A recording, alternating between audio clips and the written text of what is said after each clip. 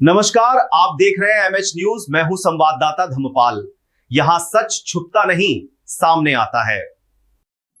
उन्हाळ्याच्या सुरुवातीस जंगल आणि डोंगरामध्ये पळसाच्या झाडावर उमललेली केशरी फुले निसर्ग सौंदर्याची झलक दाखवत आहे.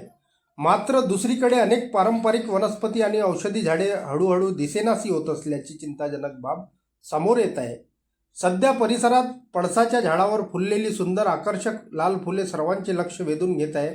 परंतु एकेकाळी मोठ्या प्रमाणात आढळणारी बेहळा, हिरडा, आवळा, टेंभरू आणि मोहफुलाची झाडे आता हळूहळू कमी होत असल्याचे चित्र पाहायला मिळत आहे.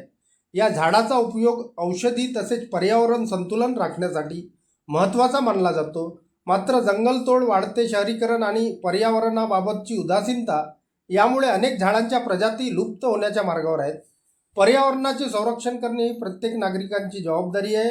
तसेच या मौल्यवान वनस्पतीचे जतन करण्यासाठी प्रशासनानेही ठोस उपाययोजना करणे आवश्यक असल्याची मागणी पर्यावरण प्रेमीकडून होत आहे. निसर्गाचे सौंदर्य टिकवून ठेवायचे असेल तर झाडे लावणे आणि त्यांचे संवर्धन करणे ही काळाची गरज असल्याचे मत जाणकार व्यक्त करत आहे.